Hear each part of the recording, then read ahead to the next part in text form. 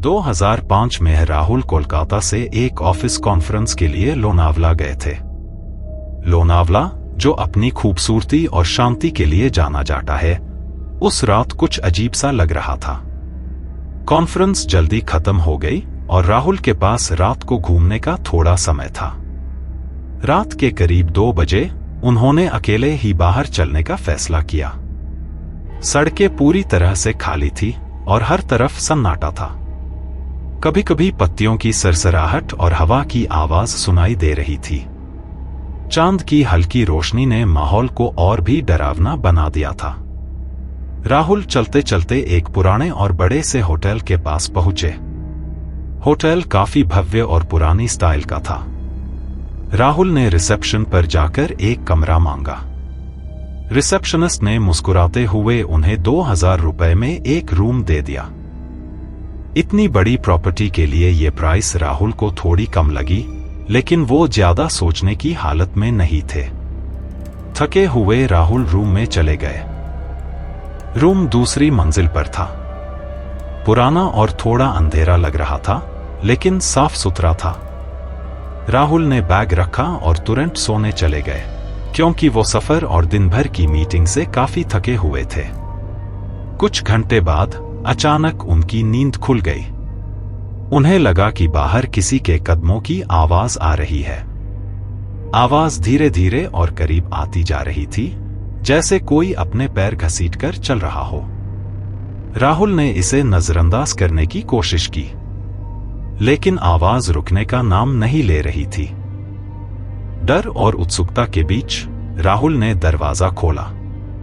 बाहर का गैलरी पूरी तरह खाली था। खिड़कियों से आती चांदनी से थोड़ा बहुत दिख रहा था, लेकिन वहां कोई नहीं था। तभी उन्हें महसूस हुआ कि आवाज बगल वाले कमरे से आ रही है।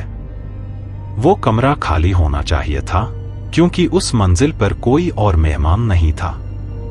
हिम्मत जुटाकर राहुल ने उस कमरे का दरवाजा खटखटाया। अंदर से कोई जवाब नहीं आया। जैसे ही वो वापस मुड़ने लगे, दीवार पर एक काली परछाई सरकती हुई दिखाई दी। उनका दिल जोर से धड़कने लगा।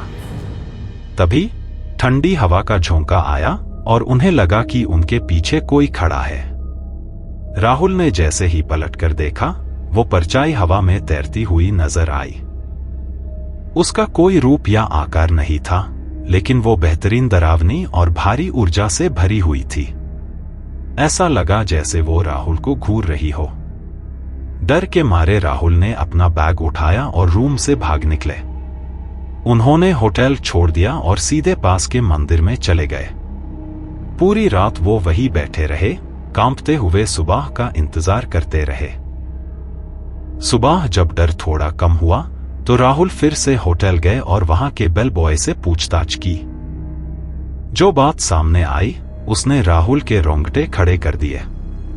बेल बॉय ने बताया कि जिस कमरे में राहुल रुके थे, वो बदनाम था। कुछ महीने पहले वहां एक औरत ने आत्महत्या कर ली थी।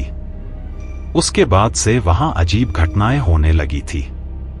होटल वालों ने सोचा था कि राहुल कुछ घंटों के लिए रुकेंगे, इसलिए उन्हें वो रूम दे दिया। लोनावला से लौटने के बाद जब राहुल ने अपने एक दोस्त को ये बात बताई, जिन्होंने उसी होटल में कभी ठहराव किया था, तो उन्होंने भी ऐसी ही डरावनी घटनाएं बताई। तब राहुल को समझ आया कि जो कुछ उन्होंने देखा, वो उनकी कल्पना नहीं थी।